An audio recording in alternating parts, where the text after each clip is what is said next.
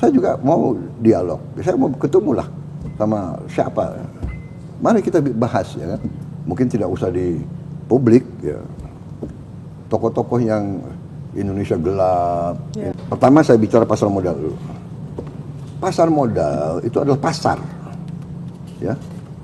Pasar saham. Pasar saham itu dipengaruhi oleh mekanisme pasar. Kadang-kadang naik, kadang-kadang turun. Ya kan? Ada siklus, dan itu berjalan. Orang yang masuk pasar saham, dia tuh cari untung secepat-cepatnya. Ya.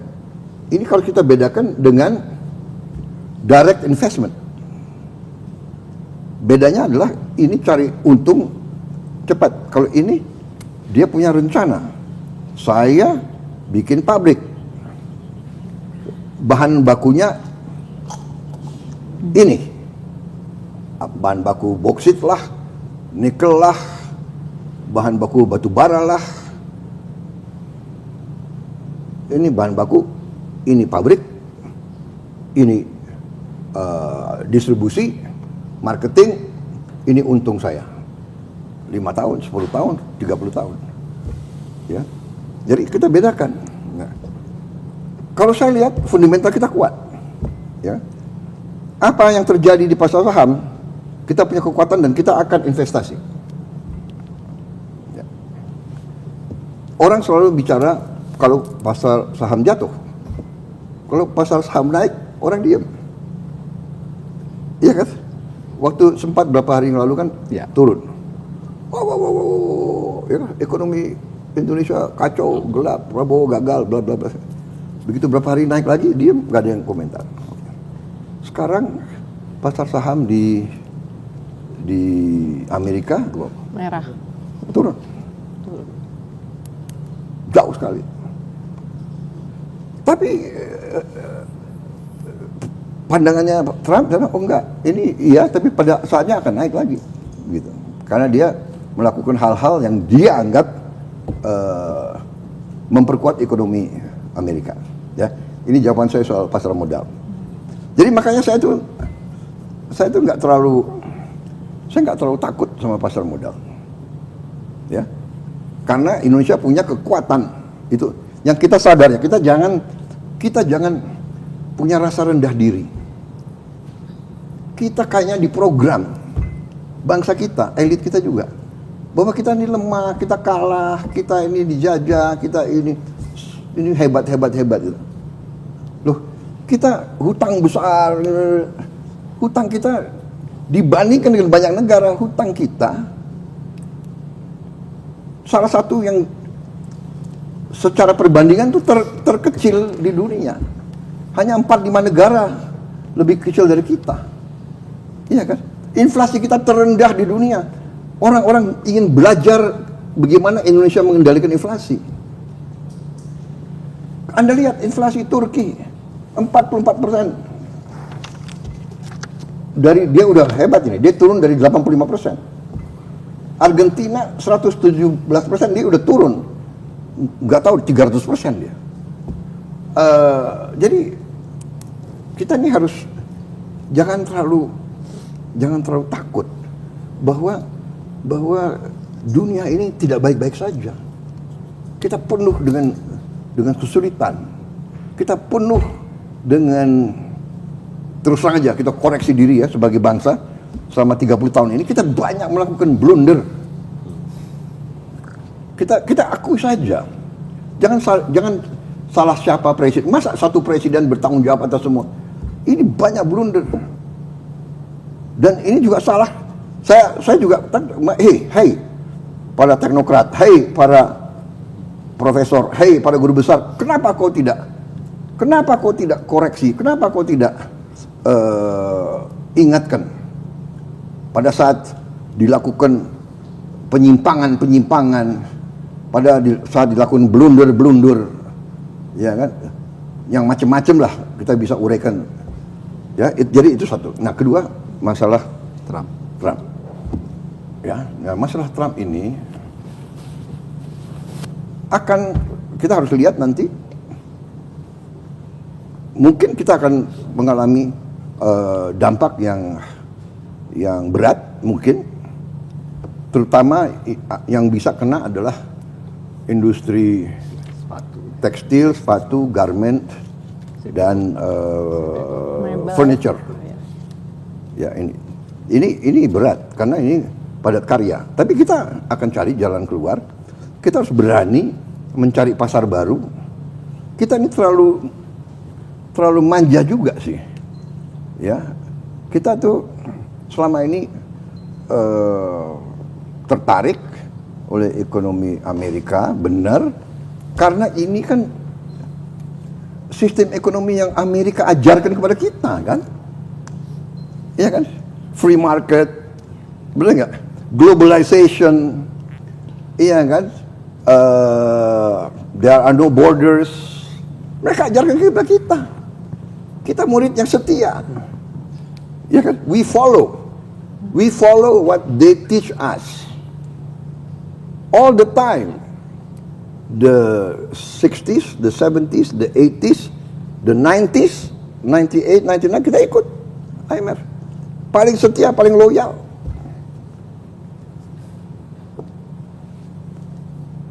Sekarang kita harus bangun, kita harus dewasa.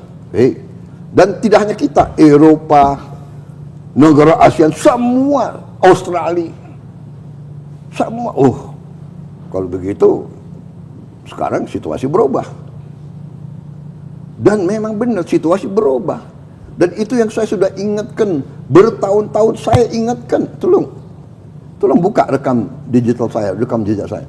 Saya sudah ingatkan. Saudara-saudara sekalian, Indonesia harus berdiri di atas kaki kita sendiri. Tapi orang bilang, oh retorika. Tidak, saya dari dulu. Saya dari dulu memperjuangkan, saya sudah sadar, saya sudah mengerti bahwa suatu saat nobody is going to help us. Tidak ada yang akan bantu kita kecuali diri kita sendiri. Dan ini realita. Tidak ada yang bantu India, tidak akan ada yang bantu Vietnam, tidak akan. Setiap negara harus mengurus dirinya sendiri. Tapi, banyak orang mengatakan juga bahwa Amerika memaksa semua negara untuk cari pilihan lain. Nanti Kanada sudah mengatakan, ya. Anda baca, Anda dengar pidatonya Perdana Menteri Kanada, kalau Amerika tidak memimpin, Kanada akan memimpin. Bayangkan, Kanada nanti sama Eropa Barat, ya kan? Saya akan berangkat juga ke Eropa awal Mei. Saya akan ketemu Perdana Menteri Anwar nanti sore. Kita koordinasi. Kemarin Menteri Menko Perekonomian Pak Airlangga dari Kuala Lumpur koordinasi. Nanti menteri-menteri ASEAN juga akan koordinasi. Dan kita terus hubungan negosiasi. Saya akan kirim Pak Airlangga ke Washington. Kita sudah punya kontak dengan tokoh-tokoh di Washington. Kita akan diskusi. Negosiasi. Untuk negosiasi. Ya, kita akan negosiasi. Kita bilang, loh,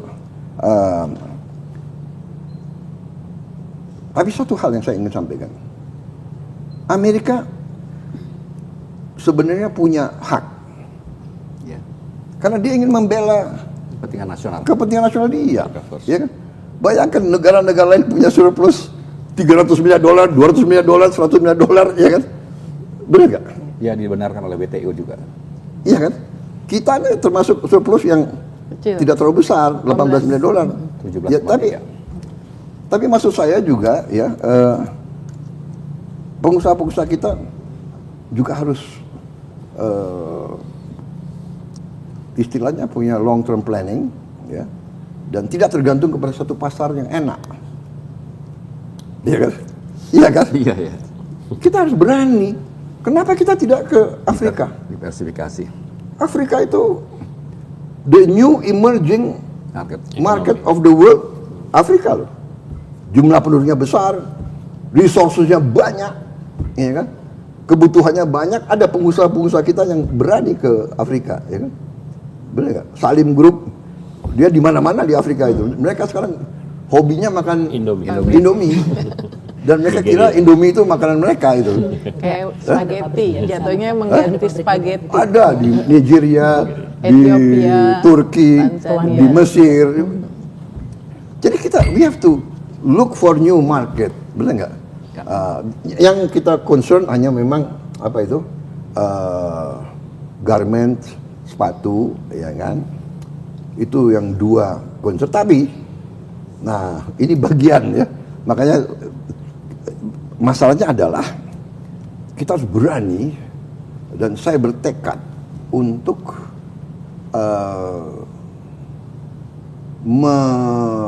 mengurangi kemiskinan. Jadi kalau orang miskin kita keluarkan dari kemiskinan, dia punya resources, dia punya uang, domestic market kita hidup. Kita 300 juta loh sebentar lagi, ya kan? Kita sebesar Amerika. Jadi nanti sepatunya kita jual aja di antara kita. Pakaian, kita punya anak sekolah, berapa anak sekolah kita ya? 60 juta kalau nggak salah. 70 juta. Penerima manfaat nanti 82 juta.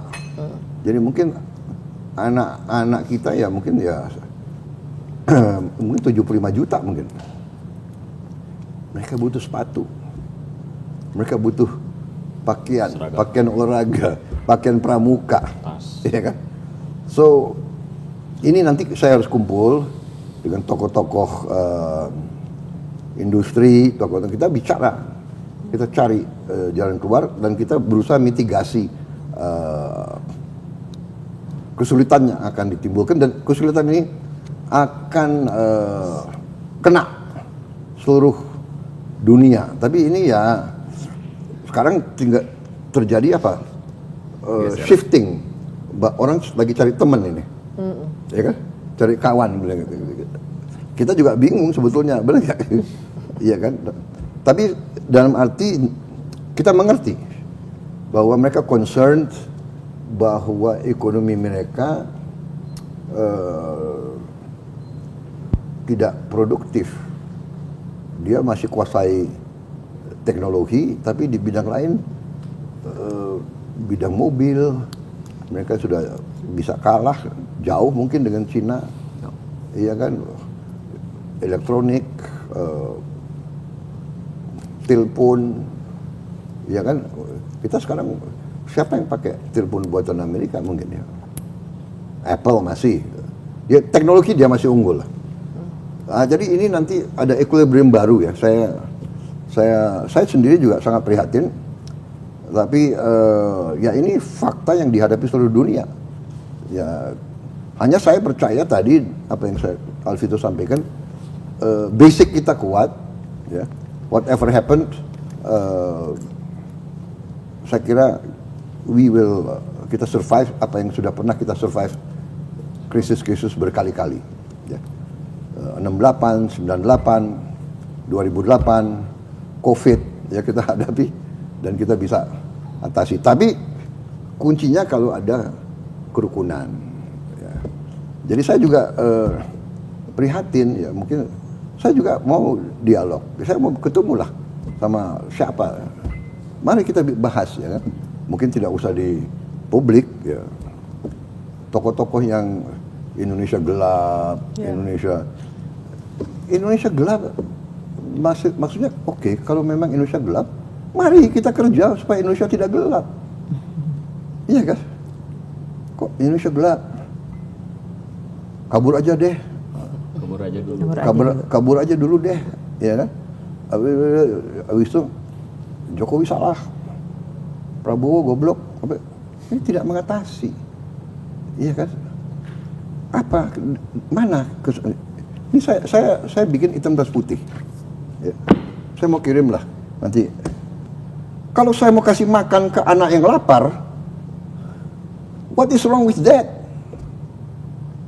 Saya kampanye ke desa-desa.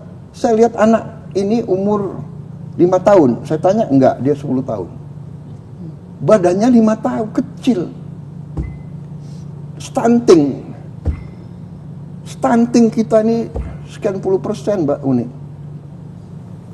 What do we do? Saya nggak teoritis. Iya kan? Saya mau intervensi. Yang sudah kaya, yang sudah lumayan, tidak mau makan, nggak apa-apa. Jatah makanmu kasih ke yang.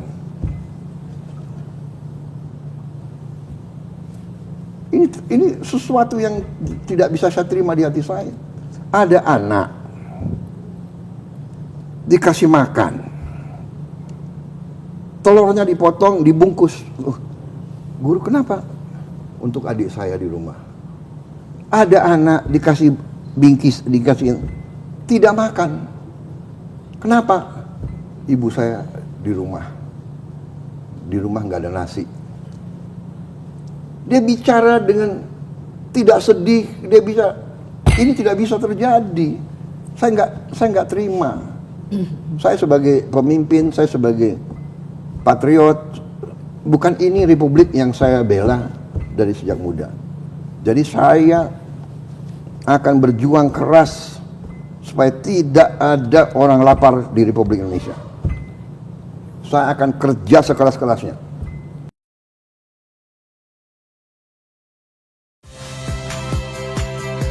Saya Priska Clarissa. Saksikan program-program Kompas TV melalui siaran digital, pay TV, dan media streaming lainnya. Kompas TV, independen, terpercaya.